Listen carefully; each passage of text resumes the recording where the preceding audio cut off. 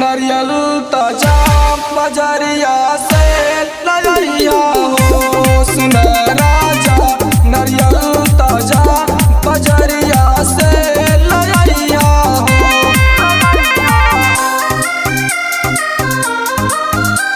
बजरिया से लइया हो।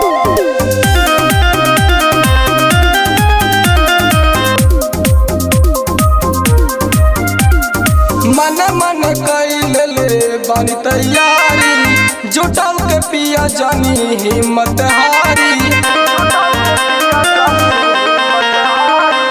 मन मन कैले ले बानी तैयारी जुटाव के पिया जानी हिम्मत हारी। अपन दुनिया के मनवा पूरा हो। सुना राजा नारियल ताजा बजरिया से लइया हो।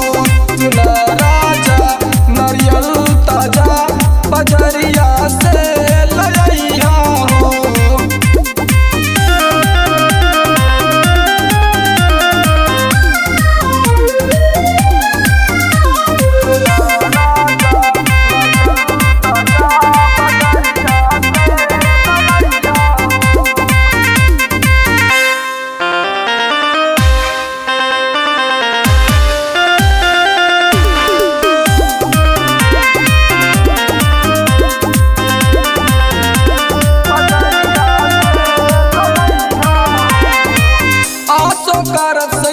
माई के पूजनवा जाके लदा पिया लाल की चुनरिया।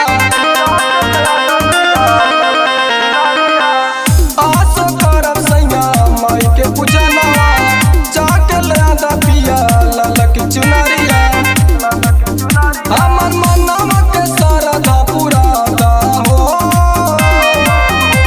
सुन राजा नारियल ताजा बजरिया से लइया हो।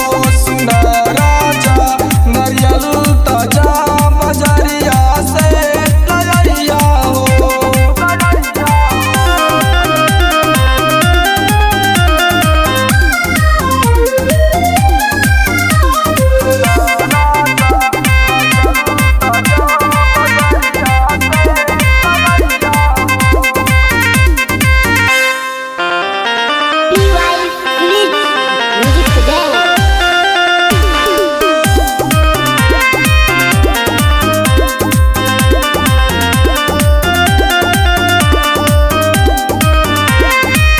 राइटर पिंटू तू मान कहना सिंगर मंगेश दिया करत